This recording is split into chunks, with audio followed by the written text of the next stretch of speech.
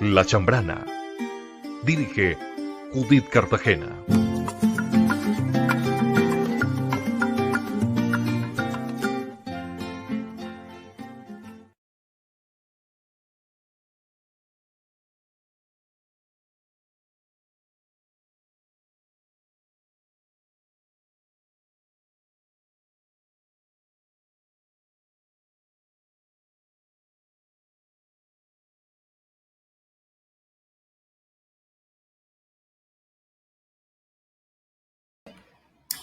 Muy bien, amigos, buenas noches. Les damos la bienvenida hoy a este nuevo especial desde la plataforma de La Chambrana. Les habíamos anunciado hace varios días que íbamos a empezar con nuevas programaciones, aparte de nuestra misión central. Muy bien, aquí estamos en la primera de ellas, anunciada desde hace días, con un invitado muy especial. Vamos a hablar de un libro. Esto se llama Hablando de Libros. Y hoy nuestro invitado es Gabriel Eligio Torres. Claro que sí, estamos hablando de Gabo Gabo, sobrino de nuestro Premio Nobel de Literatura.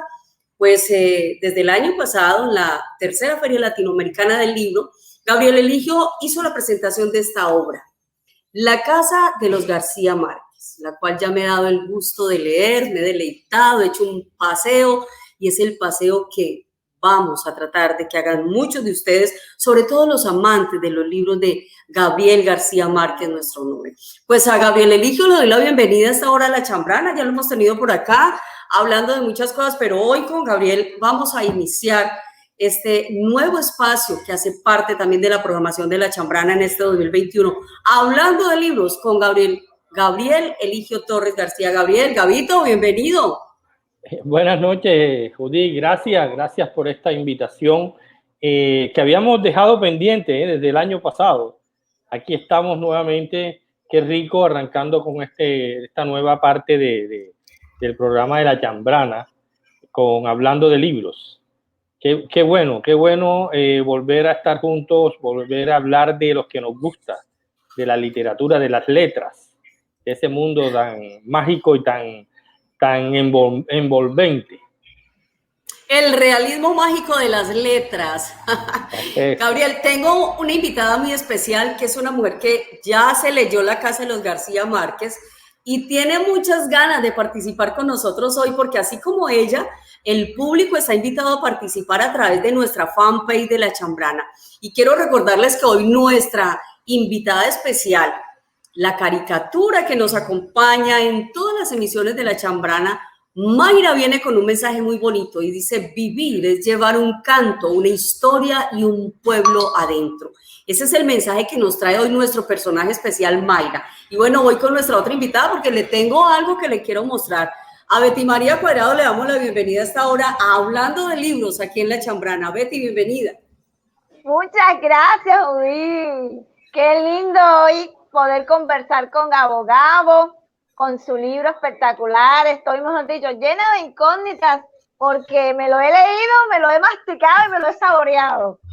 Bueno, Betty hoy va a ser en este conversatorio con el autor, la representante de los lectores. Es decir, ella va a ser la que va a empezar a preguntar como Juanito al profesor sobre todos los aspectos del libro. Yo también tengo mis comentarios porque me di el gusto de leerlo.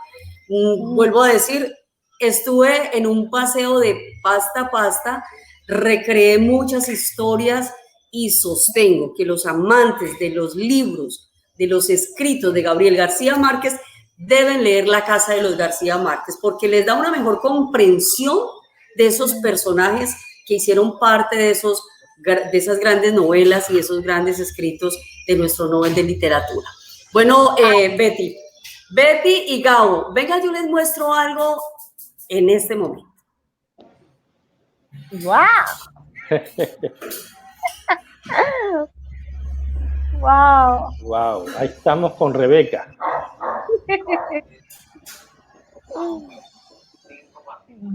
¡Qué bueno! ¡Wow! ¡Ah, nuestro amigo Carlos! Amiguito Carlos. ¡Ah! Yo. Bueno, algunas fotos que logramos pescar por ahí en redes para que nuestros amantes o los amantes de todas estas letras conecten un poco y bueno, Gabo, para traer a la memoria muchas cosas. Bueno, Gabo, vamos a lo que vinimos. Y a lo que vinimos es hablar con el autor sobre su libro. Y hoy el libro protagonista es La Casa de los García Márquez. Vamos a hablar un poco porque este libro está presentado en varios capítulos y cada capítulo es una historia profunda. Yo pienso que Gabo debieron haberle hecho falta páginas para hablar de cada una de esas historias, pero empecemos por el comienzo. Para todos nuestros seguidores de Hablando de Libros, ¿cuándo inicia este descubrir de esa herencia, de esa pluma que dice Gabo, hey, esto es mío? Y cuando encuentra eso, ¿cómo es ese interactuar con Gabriel García Márquez en ese momento? Yo quiero que empecemos por ahí. Bueno, en el año 2000 yo me encontraba en la ciudad de Miami. Hasta ese momento no me llamaba la atención la literatura. De hecho, no había escrito ni una carta a una novia.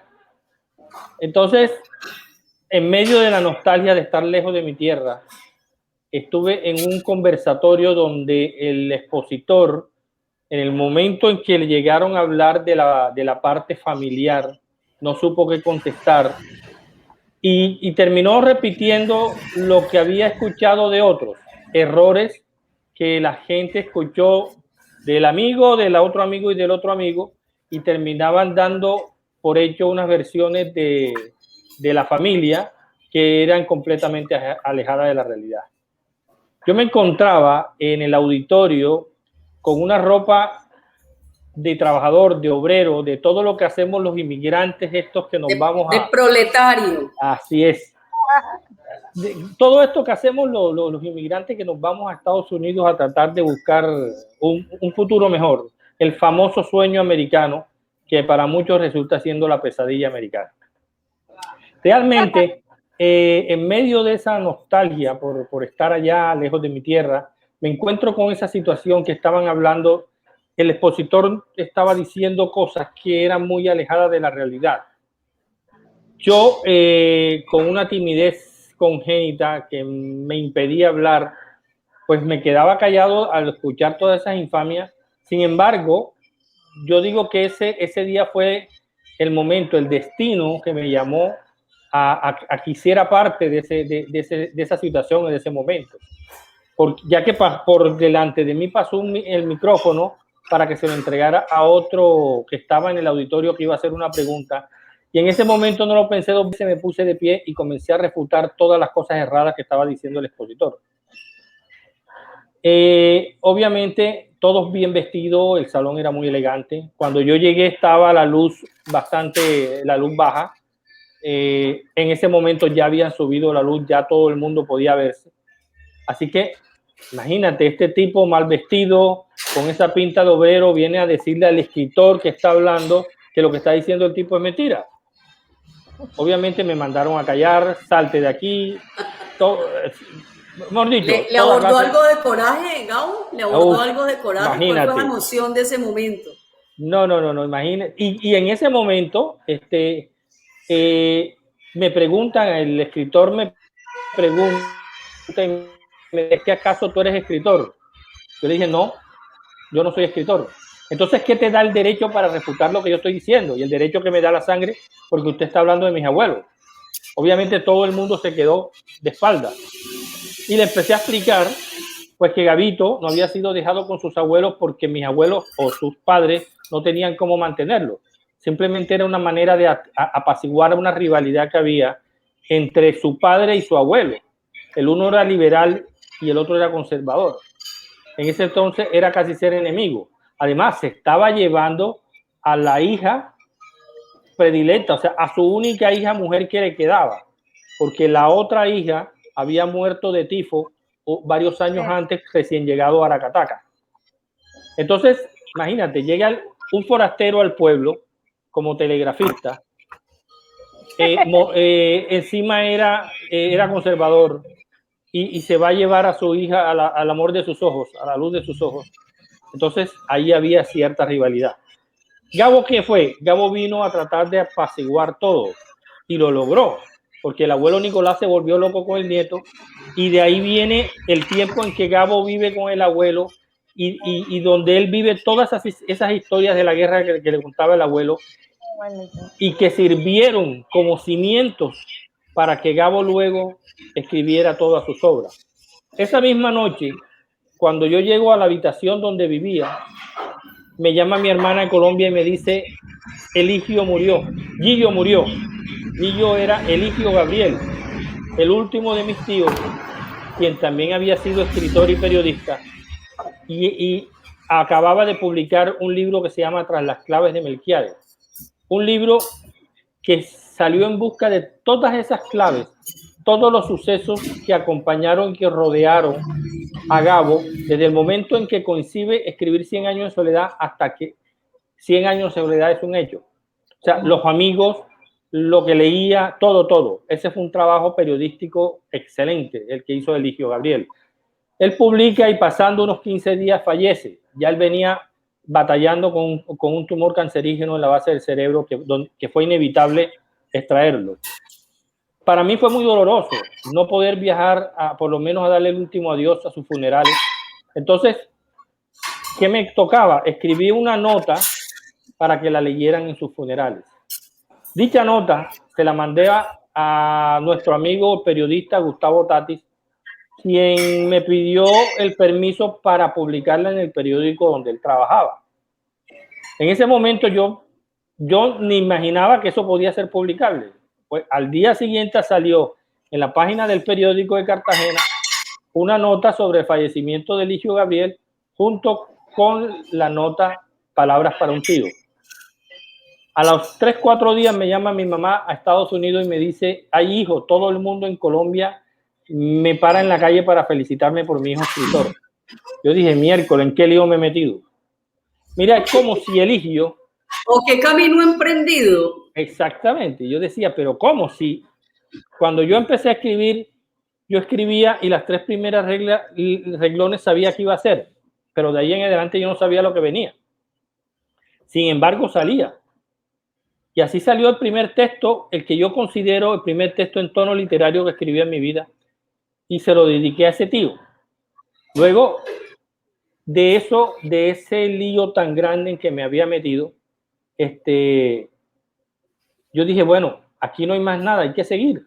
Además, todo coincidía. Era como si Eligio me hubiera transmitido irremediablemente ese vicio solitario de escribir. Porque yo, desde ese entonces hasta el día de hoy, todas las mañanas, todas las madrugadas, me levanto a escribir. Y sin ningún tipo de formación literaria, simplemente lo que me sale de las entrañas. Y eso se ha convertido en un hábito, después de tantos años ya es un hábito, que yo el día que no lo hago, pues me siento que me hace falta algo. Y así... Bueno, Gabriel. No, perdón, sí, termina. No. Y así fue escribiendo muchos textos, notas sueltas que mandé a Colombia, textos que publiqué allá en los periódicos de Miami, y luego escribí entre muchas otras cosas, cuentos y una novela, pues que el huracán Katrina se llevó casi terminada. Cuando llego a Colombia, ya Gabo había leído todas esas notas y había leído muchos de mis escritos y le gustaba, le había comentado a mi madre que le gustaba lo que yo estaba haciendo.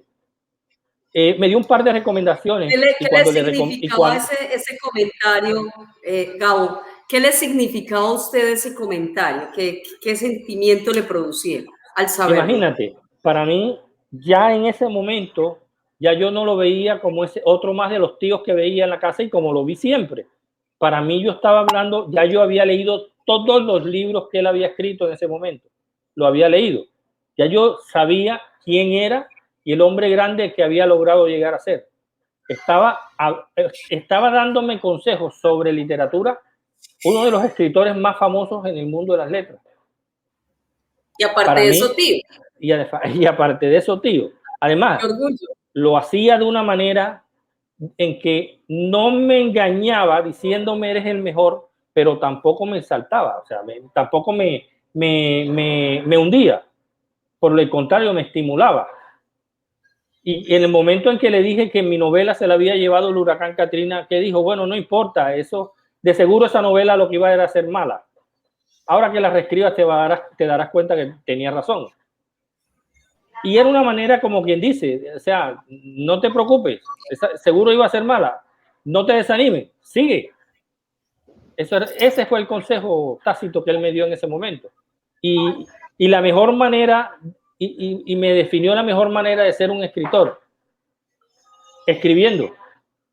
Era la única manera de ser un buen escritor, escribiendo. Dice, escribe y rompe papel. Bueno, ya no hay que romper papel.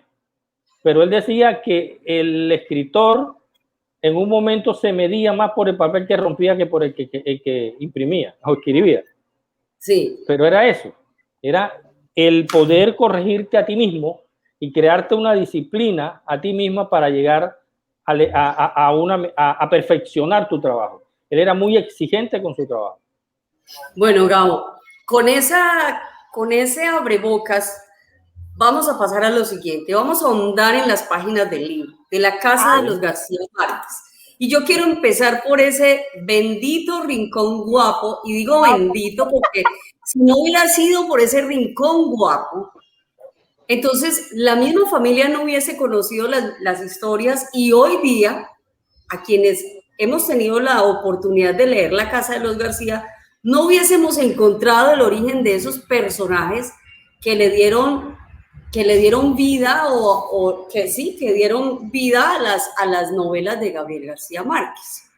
Entonces, Betty se lo ha leído también de pasta a pasta y hoy ella es la niña preguntona, así que le voy a dar paso a Betty y nuestro autor se dispone a contestar. No? Adelante. Bueno, yo te digo una cosa, ese rincón guapo lo tienen todas las familias en la costa, todas. Es una tradición, es lo que le llaman la tradición oral. Sí, ese rincón guapo es el origen de todas esas novelas. Yo te digo, Betty Cuadrado, me confundo entre la realidad y la fantasía de Gabriel García Márquez. Porque con tu libro, digo, ven acá, espérate, tengo que concentrarme para no confundirme. Porque de verdad que esas historias son fantásticas, pero tienen una cosa real porque fueron vividas, fueron historias vividas contadas desde otra forma. Yo creo que tú me digas algo, o sea, una de las cosas que me gusta de tu forma de escribir, Gabo, es que tú al final de cada capítulo le metes esos sentimientos que, o sea, yo me río, yo ahí lloré, me reí, o sea, todos los sentimientos pues pude vivir con tus escritos. Pero me encanta esa parte final que tú le metes el sentimiento en cada final de capítulo, cuando hablas, por ejemplo, de tus tíos, cuando hablas de tus abuelos, entonces siempre al final le metes, yo no sé cómo haces eso, cómo tú, entonces mejor dicho, me metes como el puñal en el corazón, ¿eso qué es? Lo que pasa, Betty, es que cuando tú cuentas una vida, la vida trae todo ese revoltillo de sentimientos, trae felicidad, trae risa, trae tristeza. Y al final, cuando la persona se va, siempre nos deja la nostalgia. Sí, entonces, mis escritos, y sobre todo acá, yo trato de contar la vida de mis tíos, incluyendo la de Gabo, en esa parte de ese mamagallismo colectivo que existía en la familia. Esa manera de bromear, de mamar gallo, como decía Gabo, de decir las cosas más fantásticas con una naturalidad y una cara de palo, como lo hacía la abuela Tranquilina y se las contaba a Gabo en aquel entonces. Porque es que mi abuela es el vivo retrato de su madre, Tranquilina Iguarán. Entonces Gabo cogió de mi abuela y cogió de su abuela, yo cogí de mi abuela. Entonces todas esas historias, cuando en los rincones guapos, que era la reunión, los rincones guapos era la reunión de todos los hermanos para hablar de todo y de lo mismo. Era una manera de ejercitar la memoria, pero al mismo tiempo era esa tradición oral que venía de generación en generación, donde el coronel Márquez se sentaba a contarle historias a Gabo sobre la guerra, la abuela Tranquilina se sentaba a contarle historias a Gabo y a Margarita sobre los muertos, sobre la tía Petra que vivía los va a regañar la tía Petra que está en el otro cuarto, y la tía Petra había muerto 30 años antes. Entonces, esas historias fantásticas en que vivió Gabo, revueltas entre lo fantástico de la abuela Tranquilina con la realidad de las guerras del abuelo Nicolás, eso era lo que después Gabo bautizó como Rincón Guapo. Y en ese medio de esos Rincón Guapo, donde se reunían todos los tíos, los pequeños escuchábamos las historias. Yo a la edad de 11 años sabía cómo fue el génesis que originó el éxodo de la familia Márquez y Guarán desde Barranca, que al final culminó en Aracataca. Y me sorprendo cuando empiezo a leer 100 años de soledad y me encuentro con ese mismo génesis en 100 años de soledad. La familia Buendía se tiene que ir y fundar Macondo a raíz de un duelo que hubo entre Prudencio Aguilar y José Arcadio Buendía en 100 años de soledad. En la vida real fue el coronel Márquez con Prudencio Aguilar, con Medardo Pacheco, perdón. Prudencio Aguilar es el de 100 años de soledad. Medardo Pacheco es el de la vida real. Entonces, aquí hay que estar muy concentrado y muy pendiente porque la ficción se mezcla con la realidad. Y a veces termina la ficción contándonos la realidad. Entonces, sí, de eso es lo que le llaman realismo mágico. Hay un momento en la lectura del libro que uno se siente leyendo, o sea, es muy similar a cuando está leyendo uno aquellos textos bíblicos donde habla de toda la genealogía, y entonces hay momentos en los que son nombres y familias y descendientes, y es muy interesante porque es conocer esa genealogía de Gabriel García y pues por supuesto de Gabriel Torres. Gabriel Eligio, venga, yo le doy unos saludos que tengo aquí porque no me los puedo callar porque tenemos gente muy activa en este momento en la red. Quiero saludar a Juan José Rojas Ospina. Felicitaciones, Gabo. Lorena Grisales está desde Buenos Aires. Dice que ya quiere tener el libro. O sea, ahí le van a quedar tareas, Gabito, ¿yo? Claro. Desde la Feria Cultural de la Tradición Oral, Memorias de Oro en Ciénaga de Oro. Un abrazo grandísimo para todos ellos. Tierra de escritores, cuna de creativos. Bueno, Lorena, Angélica Bermúdez, también un saludo muy especial, y a nuestro querido y compañero Pierre Ullman, periodista francés, que además ya también se leyó La Casa de los García. Márquez, se vale preguntar acá a toda nuestra audiencia que está en sintonía y a los que vayan llegando, si quieren preguntan. Quiero hacer la siguiente lectura, Gabo y Betty, a ver si le refresco la memoria un poquito a Betty. Dale. La noche de la luna de miel, a bordo de la arriesgada goleta de Riohacha azotada por la ventisca, Gabriel Eligio García, entre otras confesiones, relató a Luisa Márquez una historia con sabor a leyenda que le había contado su madre acerca de su nacimiento. La partera que lo recibió, quien poseía dones premonitorios y tenía por costumbre predecir la vida del recién nacido, vaticinó una sentencia que habría de esperar 81 años para que literalmente pudiera cumplirse. Hablemos de esa sentencia, Gabo. Esa es una historia que nos contó mi abuela Luisa sobre el día de su luna de miel cuando viajaban entre Santa Marta y Riohacha. Ellos se casaron en Santa Marta el 25 bueno, se los debo la fecha, ahora mismo se me va. Se casaron hasta con 45 minutos de atraso porque mi abuela se quedó dormida. Esa es otra parte de su manera de ser tan como es. Sí. Entonces, en ese momento, Gabriel Eligio había traslado para Riohacha por el error de que la familia se quedara a vivir en Barranca nuevamente, que esa era la amenaza que le tenían a mi abuelo cuando se llevaron a temperar a mi abuela por toda esa zona para que se quitara la ventolera, así decía mi abuela, la ventolera de ese amor empedernido que tenía por el telegrafista.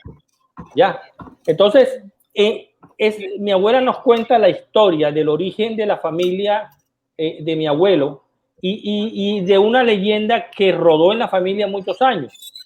La abuela Argemira García, que era la mamá de mi abuelo Gabriel Eligio, le alcanzó a contar a mis tíos esa historia, y esa historia la contó cuando Gabo estaba en Zipaquirá. O sea, Gabo ni siquiera era bachiller cuando la abuela Argemira contó esa historia. Que el día que Gabriel Eligio nació, la partera que lo recibió dijo: este niño que acaba de nacer tiene un nombre poco común en este pueblo, pero él a su vez tendrá un hijo con su mismo nombre que en un día le dará la vuelta al mundo. Y eso fue en el 1 de diciembre de 1901, lo que indica que hasta el año 82 tardaría 81 años en cumplirse el vaticinio que hizo esa señora. Ahora, podemos decir que es invención de los mayores, podemos decir que es invención de algunos de la familia, pero eso lo cuenta la abuela Argemira cuando Gabo apenas era un estudiante de bachillerato en el colegio Zipaquirá. Entonces, el colegio de Zipaquirá. Entonces, es completamente realismo mágico. Como una persona vaticinar con 81 años de anticipación un suceso como ese. Y se cumplió literalmente el día en que dijeron Gabo se ganó el Nobel. Obviamente se repitió el día que falleció Gabo. El nombre de Gabo rodó por el mundo en menos de 10, 15 minutos. Ya, pero ese nombre poco común también le tocó, le correspondió a usted, ¿no? Gabriel claro. Eligio. Hay varios. Hay un primo también que se llama Gabriel Eligio. Y esa línea de Gabrieles, de Nicolás, de Luisas, eso es los José Arcadios y los Aurelianos de 100 años de soledad. De hecho, ya la siguiente generación existen. Gabriel, mi hijo se llama Gabriel Eduardo. O sea que seguimos la tradición de los Gabrieles. El Gabriel sigue perpetuándose en la familia. Y se comienza con un tío bisabuelo que se llamaba Gabriel Garrido. Ahí nacen los Gabriel. Luisa nace por Luisa Mejía Vidal, que era la madre del coronel, y Margarita, que también se repite mucho en la familia, nace por la hija del coronel, hermana de mi abuela, que había fallecido de tifo. Se llamó María Margarita Mineata de Alacoque. O sea, imagínate tú esos nombres de la época. Murió un 31 de diciembre a la edad de 21 años con tifo. Tremendo, tremendo. Recién la familia llegaba a Aracataca. Entonces, la abuela se queda como la reina de la casa.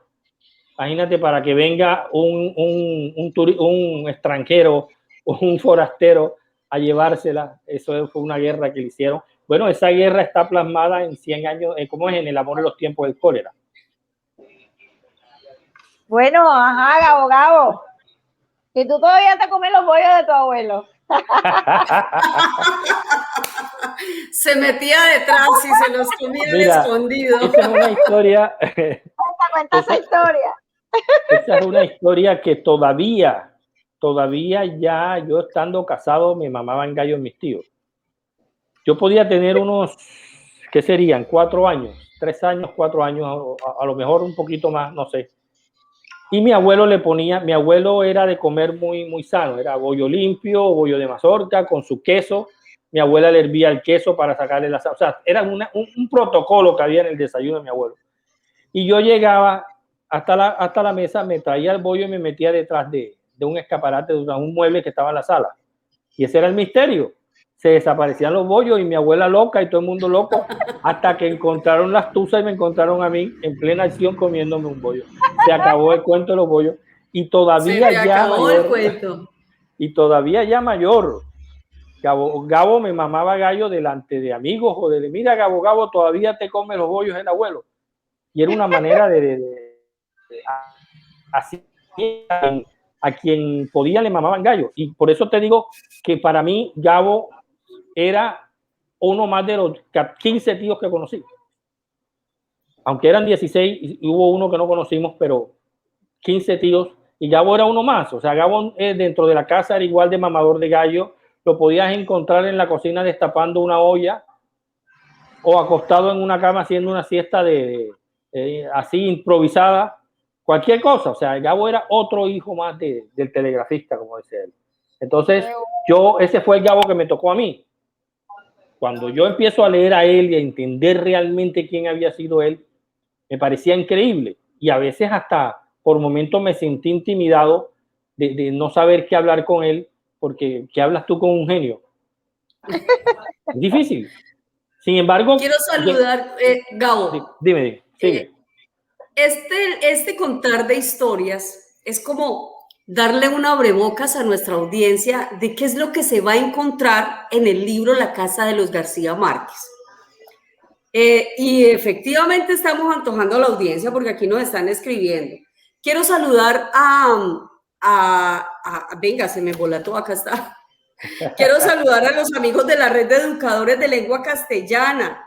A ellos un abrazo muy especial, a Rosalba Tejada Mendoza un abrazo cálido, a don Walter Caicedo, que también está en sintonía, director de la Feria Latinoamericana del Libro Cartagena de Indias, a María Victoria Rocha, y saludo muy especial también a Sergio Rivera, Gustavo Flores, están encantados con las historias, así que los que están en sintonía, que no han adquirido el libro, con la autorización del autor, si me da permiso, les voy a poner aquí en el banner sin fin el número de contacto para que puedan acceder, o las redes sociales de Gabo, para que puedan acceder a la información pertinente y acceder pues a obtener su libro. También a David Miranda, saludos a Gabriel Eligio, Judy Betty. Por supuesto, un abrazo. Es una buena obra literaria y expresiva del arte del realismo mágico de Gabriel García Márquez.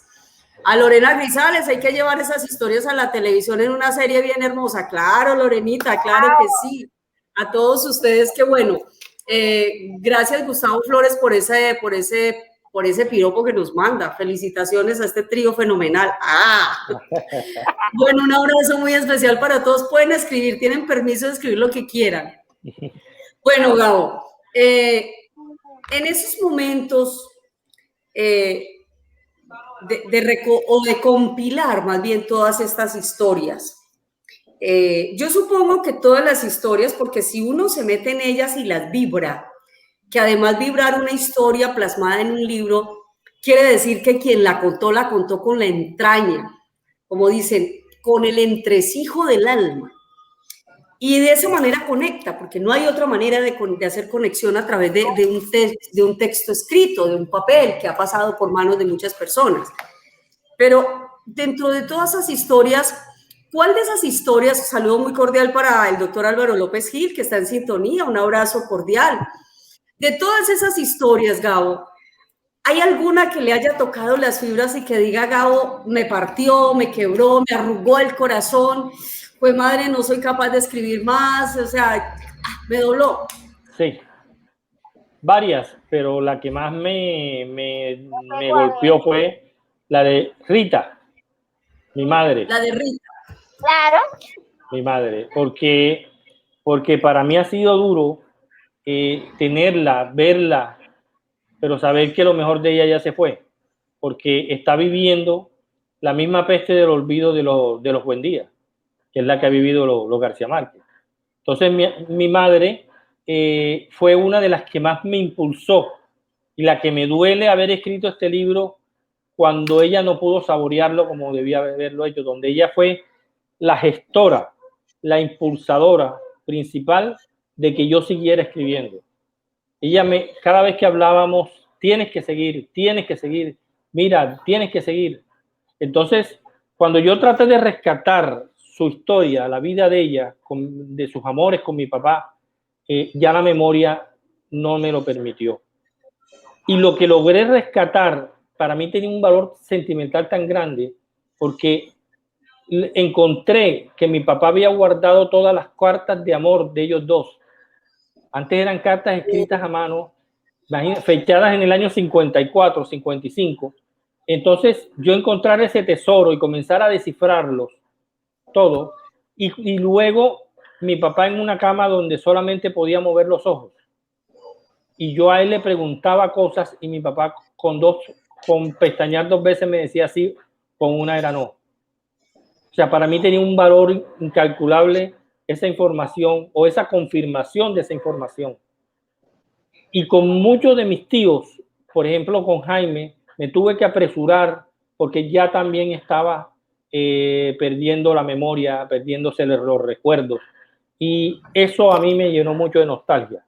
Entonces yo me quise imaginar cómo sería el final de mi madre, que aún está viva, y me la imaginé, y ese momento en que yo me la imaginaba lo viví tan profundamente que cuando terminé de escribirlo no pude seguir, no pude seguir y duré llorando por lo menos un buen rato.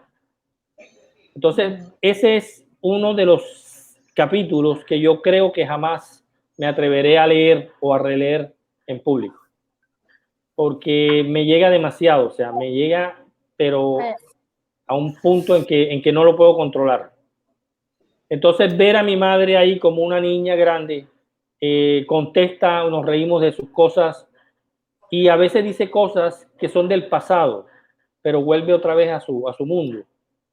Entonces, no sabemos si está reviviendo el pasado o es simplemente una alucinación que está teniendo. Entonces, ese para mí fue uno de los momentos más difíciles en el momento que estaba escribiendo el libro. Sobre todo el final de la vida de mi madre. Porque su historia es bonita, tiene también amores contrariados igual a los que tuvieron mis abuelos y a los que tuvieron mis tías. Con una diferencia que mi mamá sí se casó, mis tías nunca se casaron. ¿Ya? Y se casó porque quien llegó a arreglar el matrimonio de ellos fue Gabo. En ese momento llegaba Gabo de visita a Cartagena a anunciar que se casaba en Barranquilla con Mercedes Barcha, con la hija del boticario. Entonces mi mamá aprovechó y le pidió el favor que hablara con los abuelos. Y bueno, esa es otra anécdota que todos nos reíamos de la manera burda en que Gabito le dijo a mi abuelo: bueno, padre, ya es hora de empezar a vender la mercancía, ya está bueno. No, era la manera de hablar, no sé, era la época. Hay una anécdota muy hermosa, mira, y muy jocoso también. Para mí, uno de los personajes más extraordinarios que tiene esta historia es mi abuela. Porque es que las historias de mi abuela y de mi abuelo eran fantásticas. Mira, la manera como mi abuelo le declara su amor es la manera más burda que tú te puedas imaginar. Y el día que nos los contó mi abuela, nosotros nos toteábamos en la risa mientras que mis primas se morían de la indignación. Ella se la encuentra en una fiesta y mi abuelo le dice: bueno, después de haber analizado todas las mujeres de este pueblo, he llegado a la conclusión que usted es la mujer que me conviene. Pero si usted no se quiere casar conmigo, no se preocupe, que yo no me estoy muriendo por usted. Y mi abuela, y nosotros, abuela, pero, y mi hermana y mis tías, mis primas le decían: abuela, pero ¿cómo aceptaste tú un hombre con una desfachatez de esa manera? Y decía mi abuela: no, porque yo no lo miré a él, yo miré el susto que él tenía. Y eso era puro y físico miedo lo que él tenía. Esa valentía aparente no era sino puro físico y miedo. Ahora, con una de sus respuestas, les dio una de sus respuestas: bueno, ahora, y si yo le hubiera dicho que no, ninguno de ustedes estuviera aquí, y ese es mi mayor premio. Y con eso los callaba la boca a todos.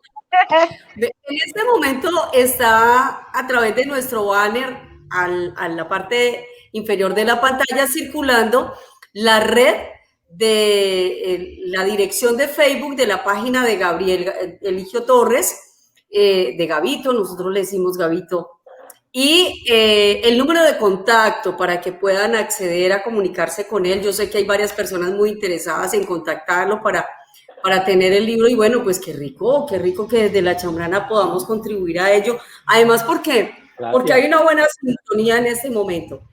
Una cosita, aprovechen ahora que pueden, porque este libro se va a convertir en bestseller. Y aprovechen ahora que pueden, que aquí mismo está el autor y que él mismo se lo puede llevar hasta donde ustedes digan y lo pueden conocer y autografiado y todo. Aprovechen ahora, porque luego después no va a estar por acá, sino en las Europas, por allá en España, México, etcétera. Así que aprovechen. No revelen los otros. Voy a ir con inquietudes del público, Gabo y Bea. Adelante. Vamos, primero quiero saludar a Víctor Emilio El Guedo Vega. Si lo pronuncié mal, acepto el regaño. Felicitaciones por ese delicioso trabajo de Gabriel Torres Márquez. Ana Beatriz Moreno Murillo, excelente, muchas gracias. Sergio Rivera, oiga pues, comente más sobre El Coronel no tiene quien le escriba. Y Gustavo Flores Tilbe, una pregunta a Gabo: ¿cómo ha sido su vida siendo parte de la familia del Nobel? Qué interesante esa parte de la experiencia, porque yo pienso que Es una faceta bien interesante que Gabo nos puede compartir. Claro. Imagínate lo que es crecer en una familia llena de gente donde una abuela nos hablaba en metáforas.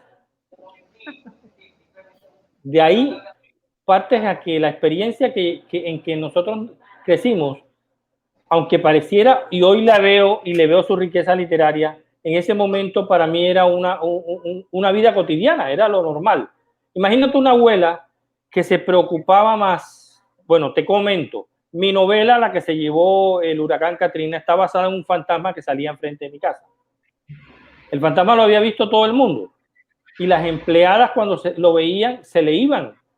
Entonces mi abuela le comentaba a mi abuelo, preocupada de que la pobre Tere, la vecina de enfrente, no podía tener una muchacha fija porque el bendito fantasma se las espantaba. Para mi abuela el fantasma era algo normal. El problema era la falta de la empleada doméstica. Entonces, una abuela donde esa parte mítica hace parte de su vida cotidiana. Era normal para ella que eso ocurriera. Entonces, nosotros crecimos escuchando todas esas historias de Aracataca, escuchando la historia del coronel Márquez, con la famosa pensión que nunca le llegó. Que de ahí pues nace la inspiración de Gabo para escribir El coronel no tiene quien le escriba. Igual Gabo también vivió El coronel no tiene, su propio coronel lo vivió cuando estaba en París y cerraron el periódico El Espectador y él se decidió quedarse allá. Allá escribió El coronel y él decía que todos los días pasaba a revisar si le había llegado algo de correo o dinero que él pedía SOS a sus amigos y se daba cuenta que no había llegado nada y subía y seguía escribiendo. Pasó hambre como nadie imagina. Y de ese hambre que él pasó hay muchas anécdotas. De hecho, y ahí viviendo él eso que nunca le llegó esa ayuda, eso de que a mi abuelo, al bisabuelo o a su abuelo nunca le llegó la pensión, de esa inspiración nace El coronel no tiene quien le escriba. Mira, hay una anécdota que Gabo nos cuenta en una época de esos tiempos de dificultad. Él decía que eran tiempos de dificultad, pero de felicidad, porque estaba escribiendo como un cañón y no tenía nada que hacer. O sea, no había nadie, perdónenme la palabra, pero así lo dijo él, no había nadie que lo jodiera. Entonces, él decía que en una época, un día, salió, empezó a escribir y cuando se dio cuenta ya se había pasado la hora del almuerzo y llegó donde unos amigos y esos amigos ya habían almorzado, obviamente, pero Gabo era tan orgulloso en esa parte y tan tímido al mismo tiempo que no se atrevió a decir nada. Y eran casas de esas antiguas, de esas casonas del centro en París, y no había ascensor. Entonces, el que bajaba le decía, hazme favor, bájame esto, y ahí bájame la basura. Y Gabo le bajó la bolsa de basura a los amigos y dice que cuando abrió la basura había en su empaque una ensalada intacta. Y él comenzó a comerse la ensalada y decía que le sabía gloria. O sea, esa era la ensalada más rica que me he comido del mundo. Imagínate, no había comido nada y tenía hambre y se comió la ensalada. Entonces le dice un primo de nosotros, o sea, tío, que usted literalmente comió basura. Y dice, literalmente comió basura. Entonces él nos cuenta que ese día se acordó del día en que tuvo la discusión con su padre, con Gabriel Eligio, cuando su padre le decía que no abandonara su carrera de derecho para irse a ser escritor, que se iba a morir de hambre. Entonces Gabo le dijo que no quería hacer otra cosa en la vida sino escritor. Entonces mi abuelo le dijo, bueno, comerás papel. Gabo, lo peor es que carrera que me iba comiendo la ensalada, me iba acordando de lo que me dijo mi padre muchos años antes. Entonces, son anécdotas que él vivió y del trabajo que él pasó y del hambre que pasó para llegar a ser lo que quiso ser, porque él luchó media vida contra todo lo que lo llevara a hacer otra cosa que no fuera escritor. Bueno, a propósito de ese comentario, y quiero ir con los saludos para retomar el comentario con algo que quiero traer a colación. A Mirta Praíno desde Buenos Aires, desde Argentina, un saludo muy especial, está conectada también desde allá, un abrazo muy, muy especial. Víctor Emilio, ya sé, Elguedo, me corrigió. Si no he aprendido, vuelvo a corregirme. Gabriel, cuéntanos por favor cómo aparece Jaime García Márquez en el primer cuento de Gabo, o es puro cuento. Vamos con esa respuesta y retomamos el comentario para que hablemos un poco de Gabo. Mira, Gabo dijo en una frase, en algún momento dijo, no hay una sola frase en mis libros que no esté sustentada o no esté basada en la realidad. Y la prueba está en su primer cuento, La Tercera Resignación. El personaje de La Tercera Resignación es un niño que nace muerto y aún así sigue creciendo después de muerto. Y la madre lo mete en un cajón lleno de algodones y a medida que el niño va creciendo, va sacando los algodones para que él fuera quedando más cómodo dentro del cajón. Jaime García Márquez nace 6 mesinos en el año 40 en Sucre. Imagínate, una época y una zona donde los recursos hospitalarios eran mínimos, casi nulos prácticamente, eran nulos. Mi abuela, para salvarle la vida, entre otras cosas, se ordeñaba y le daba como gotero, con un algodón como gotero, le daba la leche materna. Además, para mantener el calor corporal de Jaime, lo metió en una caja de zapatos llena de algodones. Era tan pequeñito y a medida que iba creciendo, iba sacando los algodones. Fíjate cómo Gabo toma una cosa que vivió en su casa y lo convierte en uno de sus cuentos. Y de igual forma, para crear un personaje, Gabo utiliza o varios personajes o de la ficción y la realidad. Por ejemplo, Margarita García Márquez, su hermana más cercana en los primeros años de vida, porque fueron los dos que vivieron juntos, los dos que vivieron en la casa de los abuelos. Margarita, al igual que Rebeca, comía tierra.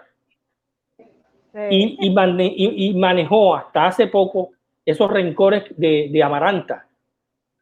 Hoy en día Margarita tiene 91 años, obviamente ya su memoria está perdida, pero fue una de las pocas que alcancé a rescatar antes de que perdiera la memoria. Y conmigo se abrió de una manera, una persona tan tímida, conmigo se abrió de una manera tan hermosa que me contó su historia, que ahí está plasmada en el libro. Entonces, todas estas historias, Florentino Ariza es telegrafista porque Gabriel Eligio García era telegrafista. Florentino Ariza tocaba el violín porque Gabriel Eligio era violinista. Luisa Márquez tocaba el piano, al igual que Fermina Daza, y además estudió en el Colegio de la Presentación, igual que lo estudió Fermina Daza. Entonces, fíjate cómo va creando Gabo la ficción y la realidad. Esa es la clave de cómo Gabo crea sus personajes y cómo crea el ambiente para sus historias. Bueno, ahora sí voy con el comentario y estaba aquí buscándome un tema musical porque hay dentro de la información que se maneja y que maneja la prensa o manejó la prensa en algún momento respecto de el por qué Gabriel García Márquez sale del país. Entonces la prensa se dedica a decir una parte, pero no conocen el origen y el por qué él debe irse del país. Claro. Entre todas esas cosas, en algún momento, y voy a compartir por aquí, voy a compartir de pantalla, voy a compartir este tema, lo vamos a escuchar, no lo vamos a escuchar todo, solo un pedacito, Gabo, para que vamos a ese comentario. Ok.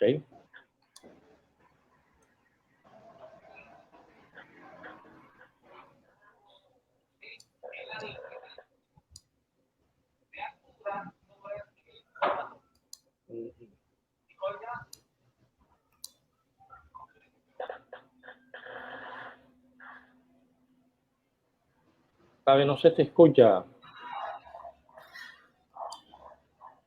No se escuchó. No se escuchó. Bueno, bueno. Este es un tema que le dedican en algún momento a él justamente fundado o motivado precisamente por el desconocimiento. Cuéntenos esa parte, esa anécdota, esa historia, porque además es importante conocerla. Claro. El problema con Gabo es que Gabo, cuando metía la mano o cuando ayudaba, la única condición que ponía era que no se sepa. Y te lo digo hasta a nivel personal. Él me alcanzó a pagar a mí un semestre de universidad y me dijo, la única condición con que lo hago es que no se sepa. Eso ha hecho que Gabo, o muchas personas que no saben, terminaron criticando a Gabo del por qué se había ido del país. Armando Zabaleta, en esa canción que se llama Aracataca Espera, le compone una canción, le compone esa melodía criticándole de que la casa de Aracataca se estaba cayendo, de que el pueblo estaba olvidado. Y Gabo dice, bueno, ok, ¿cómo hago para arreglar Aracataca si yo no elijo a sus dirigentes? Yo soy escritor, no soy político, no soy alcalde de Aracataca. Entonces no puedo, ¿qué culpa, cómo controlo yo a los políticos para que inviertan el dinero en su región y no se la gasten en otras cosas? Entonces, ¿cómo responsabilizar a Gabo de una cosa, de una casa que ya no pertenecía a la familia hace muchos años? Primero, ¿y cómo responsabilizarlo de que Aracataca estuviera o no estuviera en progreso si Gabo no era dirigente de Aracataca, no elegía a los políticos? Ese por un lado. Y por el otro lado, mucha gente decía que Gabo se fue de Colombia porque Gabo no quería Colombia. Mira, el verdadero, el primer exilio de Gabo comenzó cuando la dictadura de Rojas Pinilla. Resulta que el periódico El Espectador le solicita a él que escriba, que le haga una entrevista al marinero Velázquez. De ahí salieron unas crónicas con 15 o 16 secciones, que fue un suceso nacional y que fue un escándalo nacional también. Porque ¿quién fue el marinero Velázquez? Un náufrago que sobrevivió entre 8 o 9 marineros que cayeron al mar de un barco militar de la Armada Nacional, perdón, de ese entonces. Entonces, ¿qué sucede? Cuando el tipo lo rescatan, la prensa, los militares lo rodean y lo ponen a decir lo que quería que dijera. Pero el hombre, después, aburrido de todo, va y cuenta la historia tal y como es. Y Gabo le hace la entrevista. ¿Cuál fue la historia? La historia fue que utilizaron ese barco de la Armada Nacional para traer mercancía de contrabando, como televisores, neveras de aquel entonces, porque el barco había ido a Estados Unidos a mantenimiento y cuando venían todos los marineros se trajeron mercancía. Esa mercancía era de contrabando, no estaba pagando aduana ni nada, pero estaba tan sobrecargado que les tocó maniobrar por un oleaje y la misma carga botó al mar a 8 marineros o 9 marineros, no recuerdo la cantidad ahora mismo. Todos murieron, excepto el marinero Velázquez. Él le cuenta a Gabo esa historia y Gabo la saca y es un escándalo y una burla para un dictador de ese momento, que era Rojas Pinilla. El periódico El Espectador, por miedo a que le pasara algo a Gabo, lo manda a cubrir la cumbre de los 8 en Ginebra, que es cuando Gabo se queda en París, por allá en Europa, y se queda en París pasando hambre porque el periódico El Espectador lo cierra. Ese fue su primer exilio.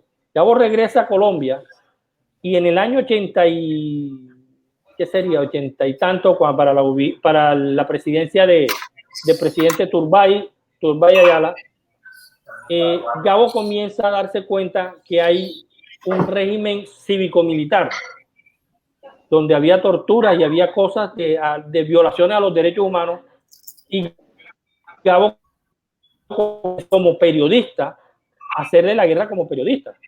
¿Qué sucede? ¿Y qué mejor manera de desprestigiar la opinión de otra persona si no es buscándole un caído, un defecto o algo? Todos sabían de su amistad con Fidel Castro y su afinidad con la izquierda. Entonces, en ese momento, para esos años, el M-19 trata de tomarse el sur del país. Y a los guerrilleros que capturaron, que uno se logró escapar, le decían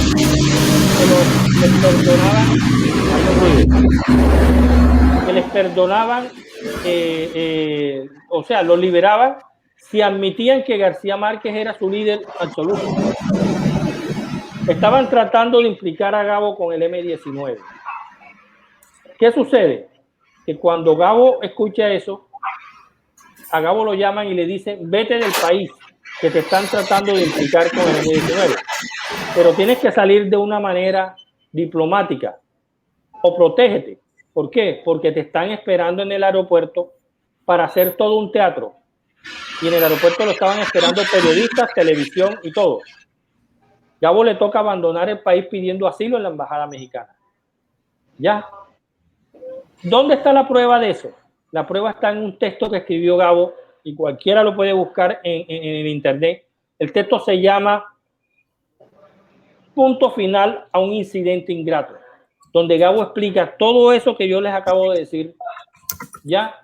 Y explica todo lo que sucedió y el motivo por el cual él tuvo que abandonar el país.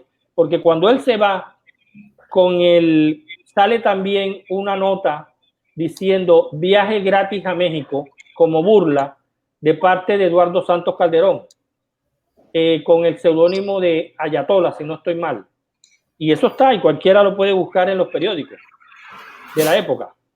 Luego Gabo es que saca, después de que Eduardo Santos saca esa nota en el periódico, tratando de implicar, diciendo que Gabo estaba huyendo del país porque realmente era del M-19, Gabo escribe su nota que se llama Punto final a un incidente ingrato, donde ahí aclara acabo todo de eso. poner un enlace donde encuentran ese texto y lo tienen allí Claro, porque en nuestro podrían anuncio. decir, no, esos son comentarios de Gabriel por ser sobrino de Gabo y defenderlo. No, ahí están las pruebas de lo que ocurrió en ese entonces. Y fíjate lo irónico de este país del Sagrado Corazón de Jesús, que varios años después, 2, 3 años después, esos mismos periodistas que hablaron de Gabo fueron los primeros que corrieron a abrazarlo y a felicitarlo cuando Gabo entró a Colombia siendo un Nobel de Literatura. Y el tiempo se encargó de demostrar quién era quién y quién tenía la razón. Entonces, quise traer a colación ese tema, Gabo, porque justamente cuando uno empieza a leer La Casa de los García Márquez, se empieza a encontrar con ese tipo de información que le permite aclarar mucha mala información que circuló a través de los grandes medios de comunicación sobre las actitudes o más bien las posiciones de Gabriel García Márquez. Hay un seguidor nuestro en ese momento que quiere saber cuál era la casa favorita de la familia. Entonces pregunta para Gabo. Y a Carlos Alberto Castañeda Arcila, soy fiel seguidor de Gabo y esta conferencia descubre detalles de la historia desconocida de los avatares y pasajes de la vida de nuestro premio Nobel. Excelente aporte cultural.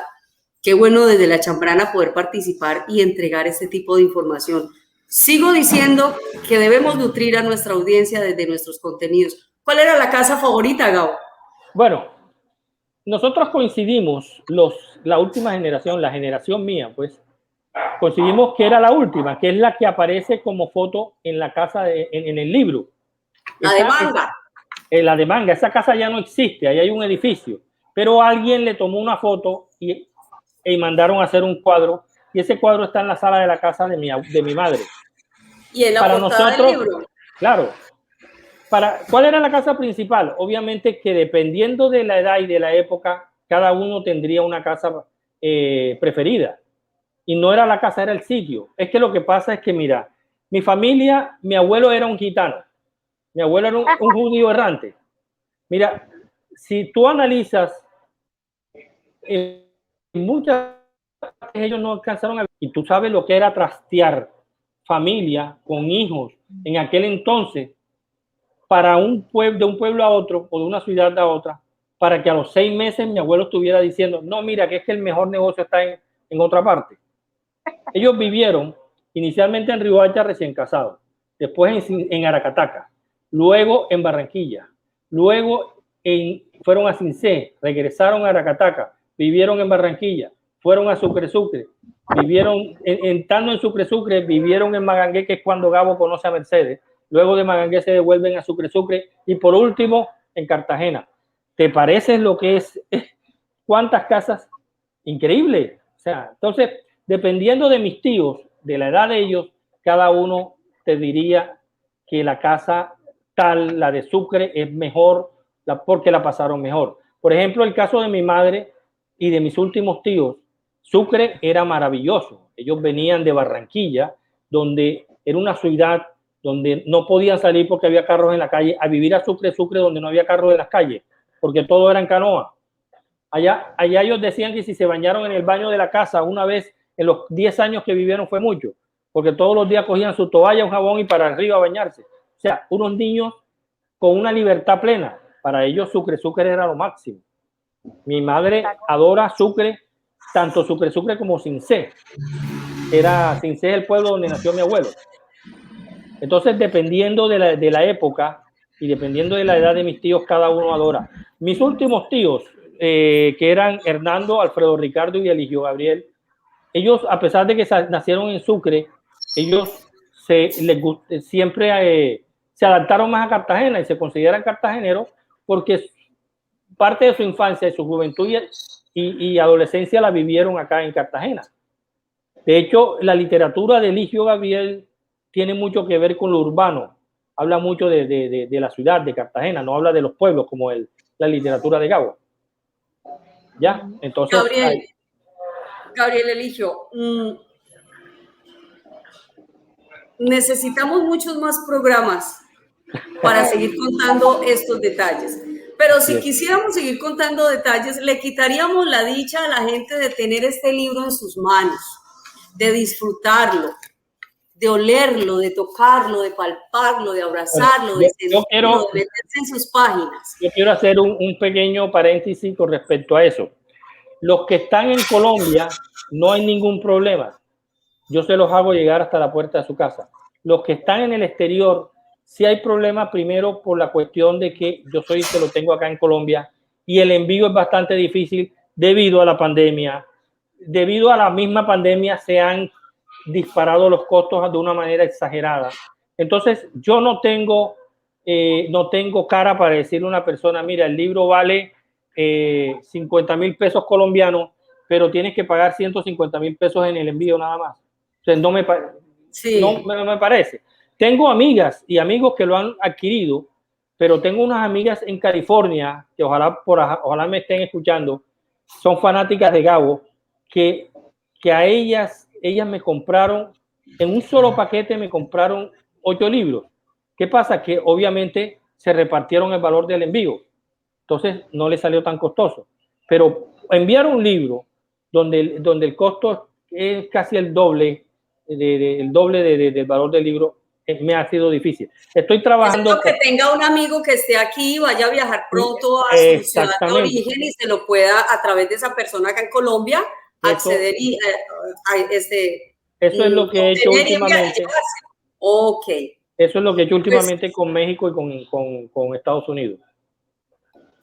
Pues Gabo, de verdad que es una dicha poder compartir estos detalles, estas curiosidades, estas anécdotas, que la verdad es que en el momento que a mí llegaron, consideré que es importante que la gente las sepa, las conozca, porque así como a mí me sacaron de un error, así hay que sacar del error a otras personas, y eso lo logramos a través de compartir la información correcta.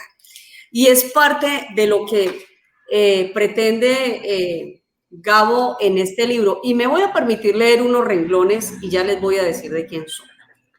Gabriel Eligio Torres García no pretende con este libro descifrar una nueva clave de la estirpe de los García Márquez, sino dar testimonio de lo vivido en la casa de sus padres, Rita García Márquez, su madre, hermana del Premio Nobel de Literatura, y su padre, Alfonso Torres.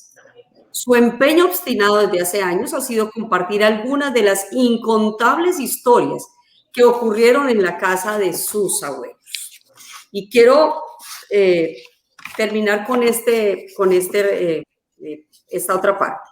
Gabo ha intentado con este libro reinventar ese ritual de recordar que ha sido habitual en toda su familia, y al escribir estas memorias ha iluminado otra vez el olvidado rincón de la tribu.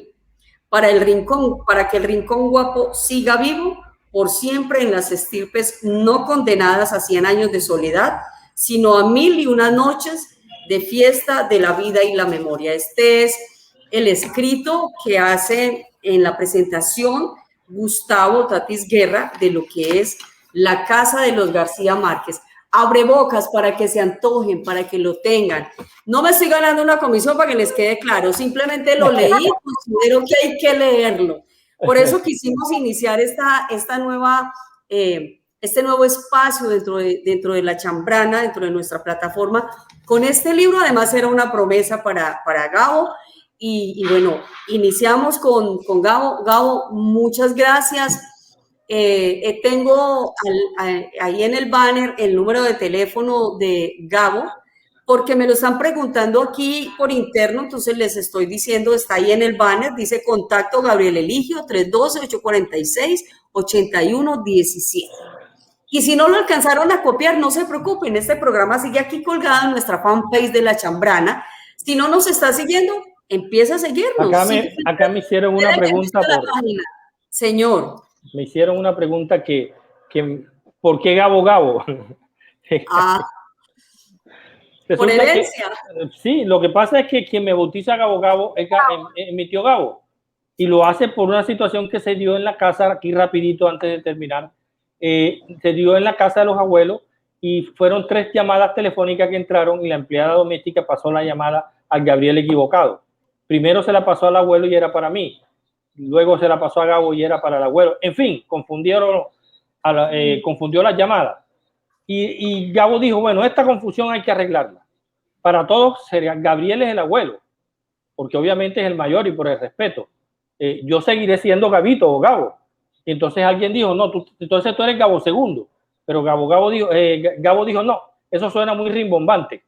Vamos a ponerte Gabo Gabo. Tú te llamas Gabo Gabo. Y de hecho los amigos de él y en la familia me llaman Gabo Gabo. Por eso por eso de ahí salió Gabo Gabo. Bueno, hay una pregunta con la que ya vamos a cerrar ahora sí, y esta pregunta no es para Gabo, esta pregunta es para Betty y para mí. Para ustedes dos chicas, ¿cuál fue la historia que más les gustó? Betty, ¿cuál fue la historia que más te gustó de todo este libro? Bueno, la que más me gustó fue la de Rita. Porque a mí me gustó. ¿Por qué? Porque Rita tiene una anécdota que me pasó a mí con mi hermano. Entonces, ese día yo estaba leyendo y él me dice, ¿qué estás leyendo? Le digo, mira, yo estoy leyendo este libro. Te voy a leer un pedacito. Y le leí la primera parte de la historia de Rita, donde Rita le dice al hermano que ellos no son hermanos, que él es un adoptado. Él es un hermano adoptado. Yo solo con Jaime. Entonces, eso yo le decía a mi hermano y yo me burlaba de él. No, pero si quien dijo que tú eres hermano mío, tú no eres negro y eres maluco. Y entonces, entonces nos reímos mucho de esa historia. Esa fue la que más, no sé, me gustó esa parte porque me identifiqué con ella. ¿Ya? A mí me gustó mucho, o sea, todas para mí fueron mágicas. Pero conecté mucho con la historia del telegrafista y la hija del coronel. Para mí es una magia muy especial con la que conecté y la volví a leer y me gustó mucho, y en ella siento que de ahí fluyen muchas inspiraciones, y la verdad es que a mí me inspiraron algunos versos, estas páginas que en su momento los daré a conocer, y me gustó mucho. Gabo, gracias desde la entraña de nuestro ser por aceptar inaugurar Hablando de Libros aquí en La Chambrana. Gracias a ti, Judith, y siempre dispuesto para tu programa y para ti. Gracias, Betty, por acompañarnos esta noche, y gracias a todos los que nos han dejado mensajes, todos que están en el programa de La Chambrana, de esta nueva sección, hablando de libros. Muchas gracias, Betty. Bueno, muchas gracias, Judith. Gracias, Betty, por acompañarnos. No se me vayan a ir de la sala porque vamos a finalizar aquí ya nuestra transmisión a través de nuestro Facebook Live. A los compañeros, a los amigos que están aquí, les quiero decir, pueden seguir dejando sus comentarios aquí en nuestra fanpage, que el compromiso nuestro desde la dirección de La Chambrana es hacerlos llegar a nuestros invitados. Entonces, todas las inquietudes que queden allí me voy a dar a la tarea de pasárselos a Gabo, aunque yo estoy segura que terminando acá, Gabo se va a dar a la tarea de verlos todos. Qué rico, qué bueno que hayan estado con nosotros. Esperamos, me están diciendo que esperan otro programa porque este quedó corto. Sí, pero si les damos otro programa hablando del libro, no lo van a leer, tienen que leerlo, porque esa magia es maravillosa. Entonces, a todos ustedes, de verdad, muchas gracias. Gabo, Betty, de verdad un placer tenerlos acá. Los quiero dejar aquí con una animación antes de irnos.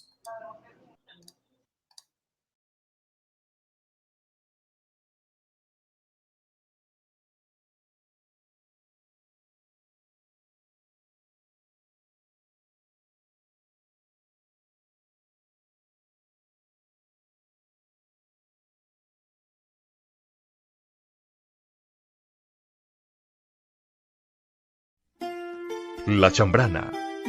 Dirige Judith Cartagena.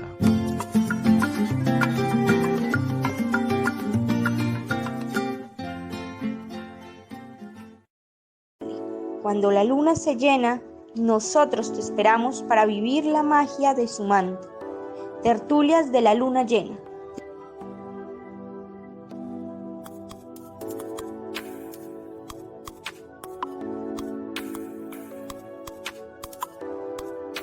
La Chambrana y la Fundación Juana Domínguez se unen para traernos Tertulia de la Luna Llena, una cita imperdible.